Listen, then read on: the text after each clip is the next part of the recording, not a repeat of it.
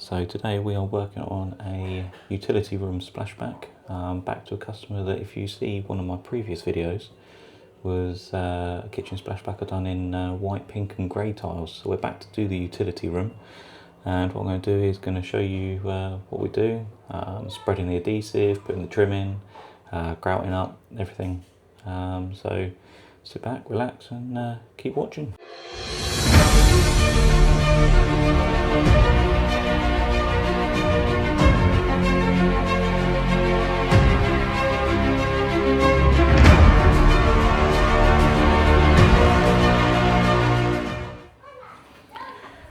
So I've already drawn the lines on the wall where I want the tiles. We're going to do it in a brick bond formation.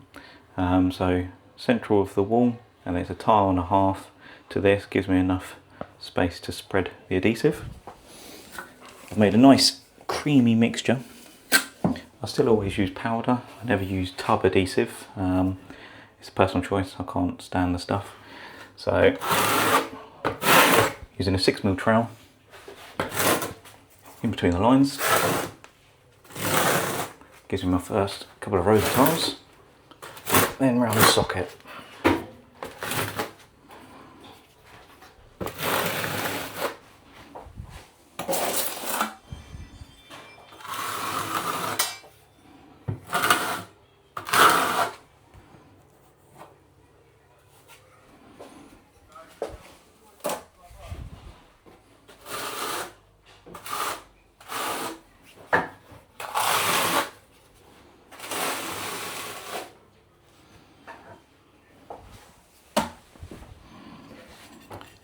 So, I'm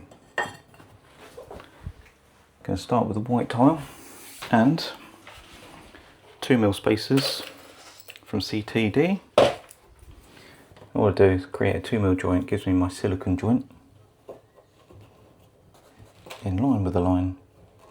I've already cut the silicone out between the wall and the upstand. Now we're going to go pink, so we're matching the pattern that's in the kitchen. Going to put that there.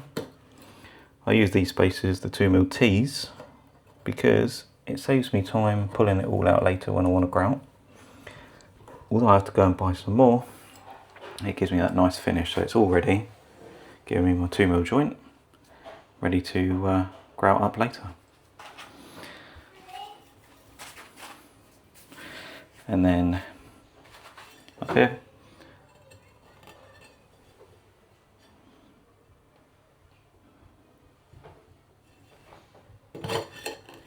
just there. So again, none of the same colours are touching, because we'll have pink here and white here, and then grey will be down here, so we don't touch any of the same tiles. Just to try and keep it nice and formative with what I've done in the kitchen a couple of weeks ago.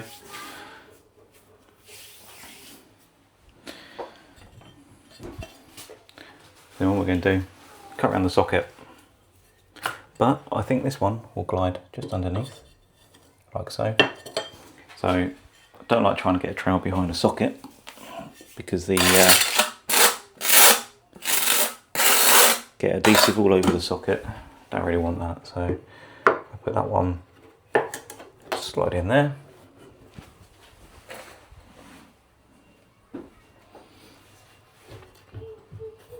Like so. And then, as you can see, white, pink, grey. And then the next one will be a white. So now I can get the trowel down there.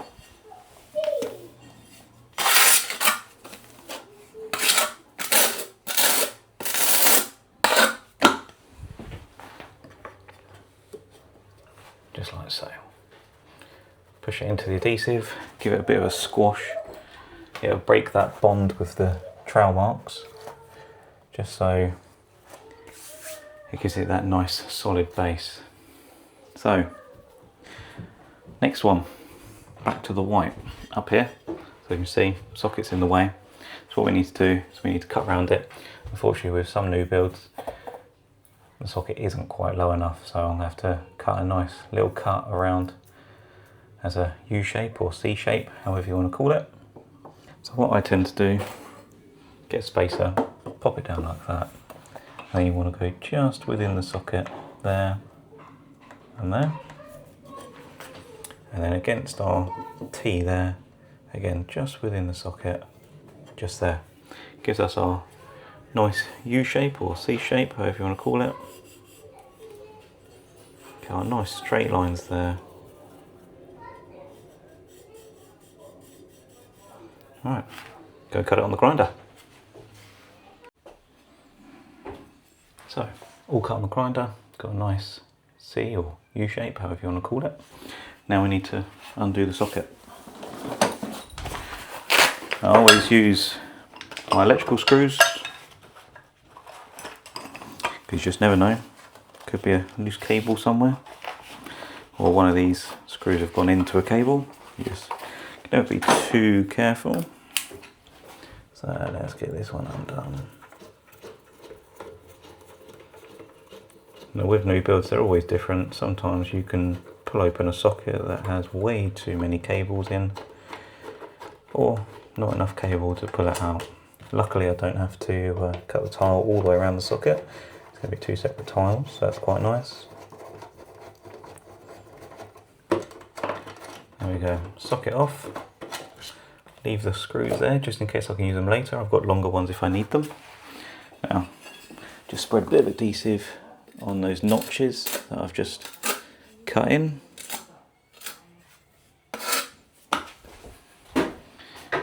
And just like so, popping it in. Nice little bed there of adhesive. Get a 2mm spacer just underneath. Now I'm going to leave the socket off for now, just so I can cut around the rest and do it up after I've grouted later.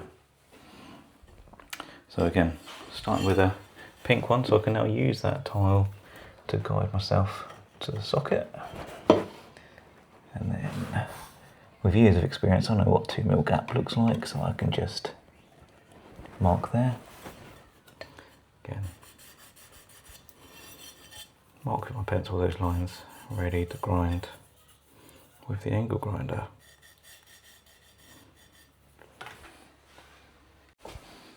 So back with this one, nice splodge of adhesive on the back, just to give me a nice bed there.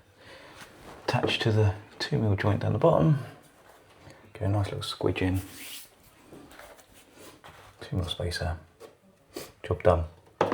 Always test the socket to make sure your cut goes all the way around, nothing showing.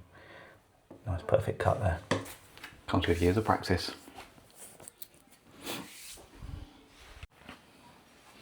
So up to the top row now, what I need to do, I've made the adhesive a little bit lower, just I don't want to go up past where I need to get to then have to wash the wall down and repaint. That's all I do.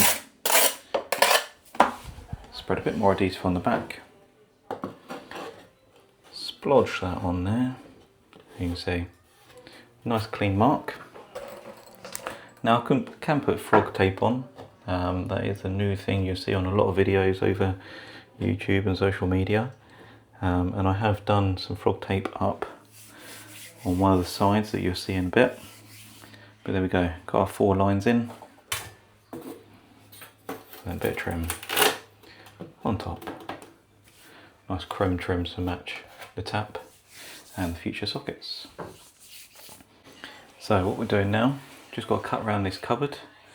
As you can see, all of this bit is now tiled. So what I was doing before was I was just spreading the wall bit, putting tiles up, just to show you how it's done. I wouldn't normally tile like that, I normally spread the whole wall, but it was just to show you how it all goes, all the sort of little steps that go in. So this one, I'll show you the step of this. So we need to cut an L shape around the cupboard.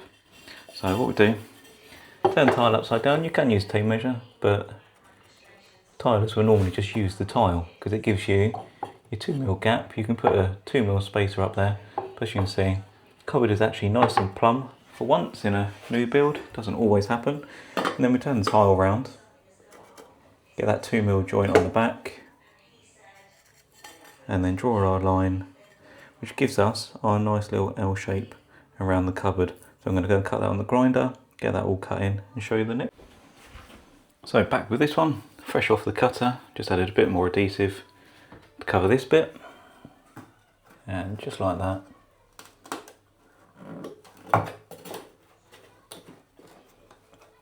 fits in beautifully. Nice and clean. That'll be ready for grouting once it's dry. 2mm spacer in. Done. So this is how I'd normally have it. Wall completely spread, just so I can start planting tiles up as quick as possible.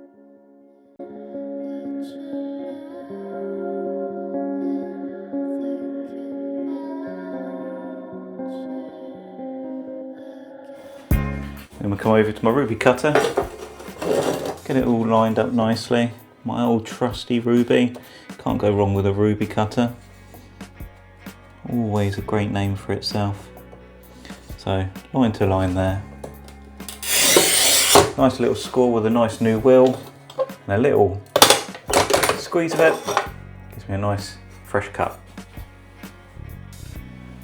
And straight away, that cuts high and go up there nicely. It gives me my 2mm joint, gives me about a 1mm to the cupboard as well, just to, when I bed silicone, I like to silicone to the cupboards, just because again, any movement or anything like that, the silicone can squeeze across it, whereas if I use grout, it's going to crack out, it's not going to look nice, and I'll end up having to come back just to add a bit of silicone to it, or grout to it, or whatever you do. So, you know, it's always best to use a bit of silicone there.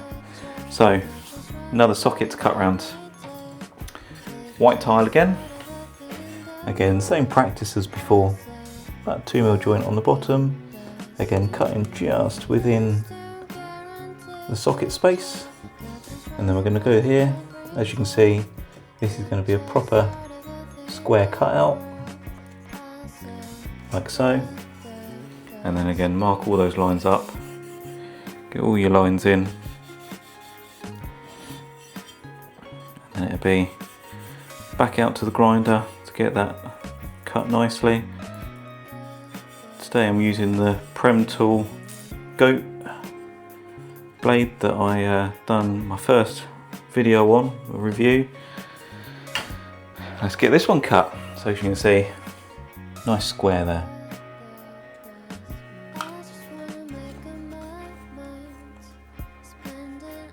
There we go. Clean those tiles off.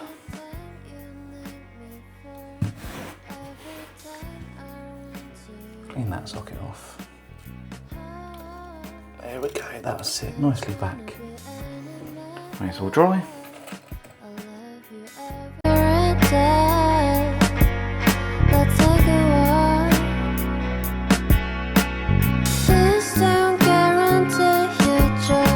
So back to the next socket. So again, just within the socket.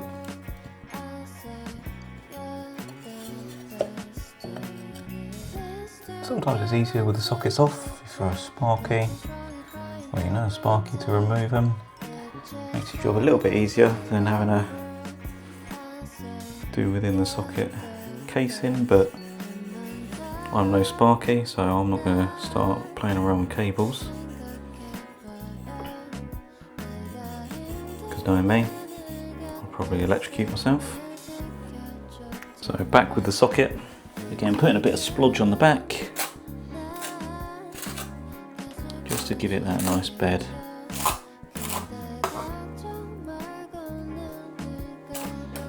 Last thing I'm going to do is have any cracking out. And then, as I said, I had to cut square out of this one. So like so, slide across and twist up. You'll find you get a bit of adhesive everywhere, but that's what cleaning is all about. So making sure that's all, again, squidged in, just matching all the joints. Spread it on the next wall with my hands. And then close that off again to make sure it's all perfectly cut all the way around, no gaps.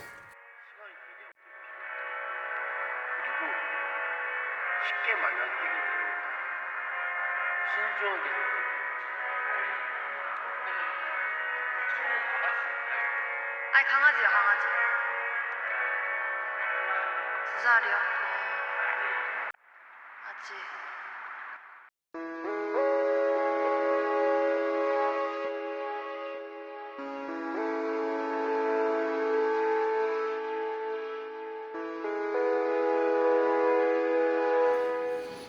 Right, so as you can see, nice joint there. Got these little bits here. Easy to do on the ruby. I put a little bit more splodge on the back just so that it squidges in.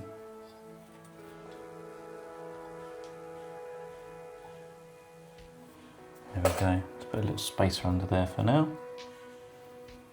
So that holds that up nicely. And then the second one.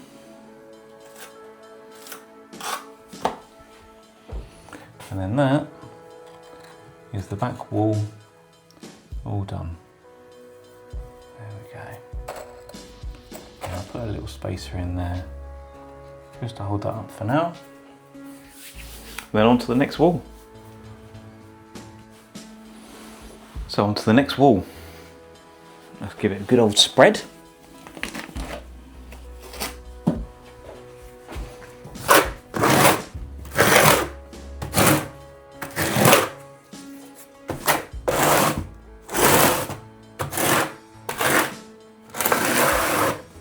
So this is how I normally do a wall. Spread it all. Because this is such a small area as well, it's going to go quick. Now I leave it a little bit lower again, just for when I do the trim.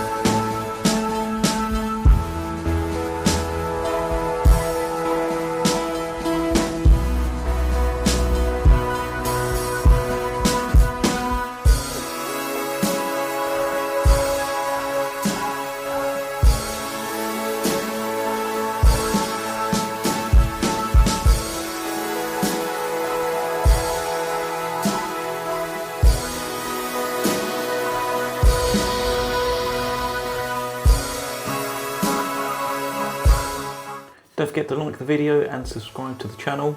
I'm going to keep putting up videos of these sort of tutorials and more funny shorts. Follow us on Instagram, Facebook and TikTok where you'll find more content, daily content. Keep watching. So I'm trying this new trick that I've seen on social media. Let's get that off. Where you do frog tape along the top, along the side, so when you spread, you don't spread further than you need to. So I thought I'll give it a go on this one as I'm doing a video, and then I can sort of do a review on what I think of it at the same time. So years I've been doing it where I just add adhesive to my line and then I just wash the wall back, but let's give this a go. So again, I spread the wall.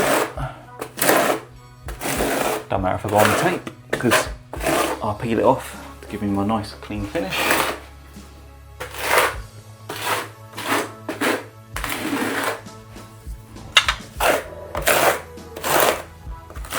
Get that adhesive everywhere.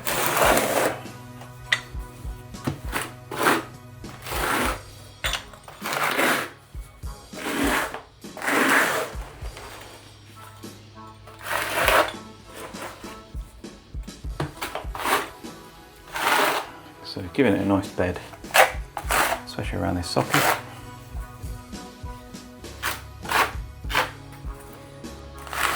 Now, when I do bathrooms, I always spread in the same direction, just because of airflow, and I want them dry. They're normally bigger tiles. When it's splashback, I don't worry as much about spreading the same way, because you don't walk on them, you don't use as much, they're just there for decorative finish really. So I don't tend to follow suit. It's not really a direct way of doing it. You're never really taught, oh, you've got to do it in this direction, that direction. It's just a personal choice, I think. And it's all about, as I said, airflow. So if the air flows down, dries the adhesive out quicker. You don't want to block that off. But as I said again, it's a personal choice really. I've never found an issue with doing it one way or the other.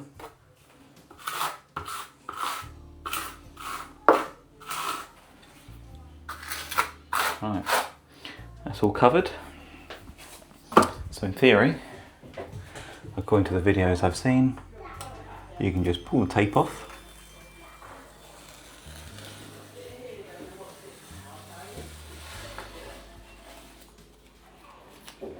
Ugh. Tape all covered in adhesive. Throw that away in a bit. And look at that, all the way down my line. It's giving me a perfect finish. Best thing about frog tape, it doesn't pull the paint off the wall, doesn't ruin the plasterboard, nothing. And it gives me a perfect straight line. I like that. Let's put the trim in, put the tiles on.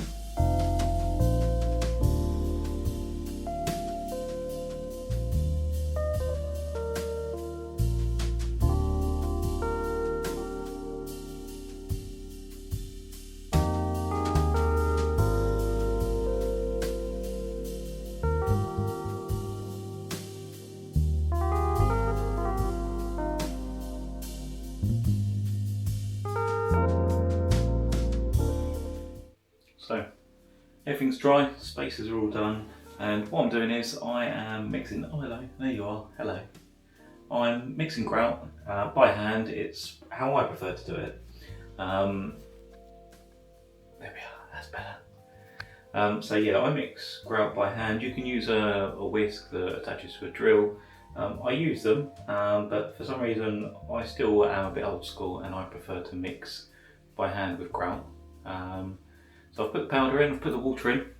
And all it is just mixing up. I'm baking a cake.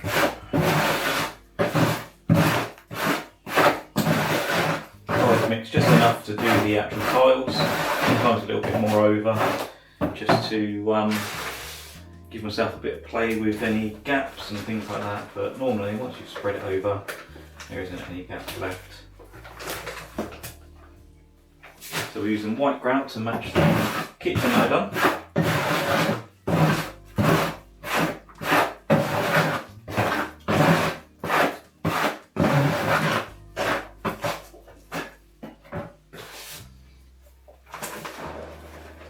It's always better to start with a wetter mix, so you can just keep adding to it and get it to the consistency you like.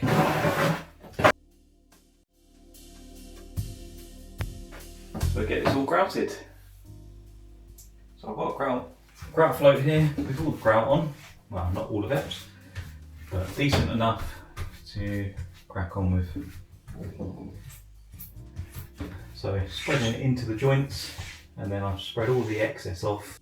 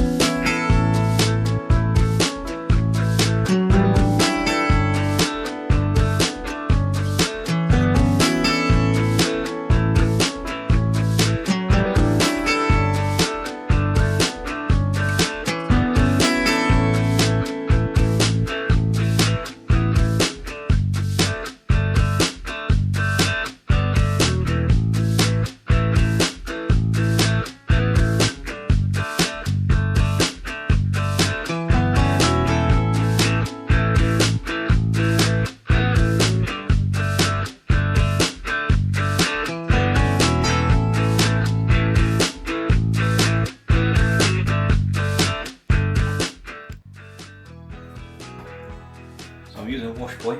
I tend to use the wash boy sponge, but because this is such a small area and I've got a lot of sockets to go around, it's a bit more tricky, so I'm going to use sponge. Still use the wash boy, get this washed off.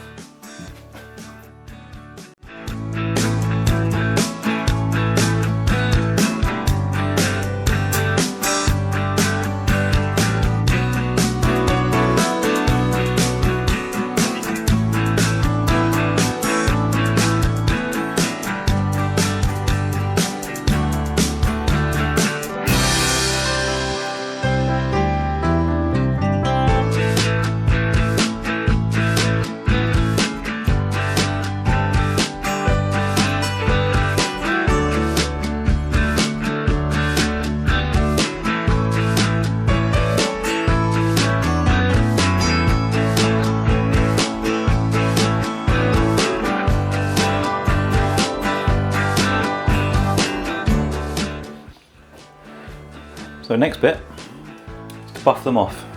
So now they're dry, they're powdering up. Best thing to use is a microfiber cloth. So what we're going to do is just going to give them all a nice clean, get it all smoothed out, ready for silicone.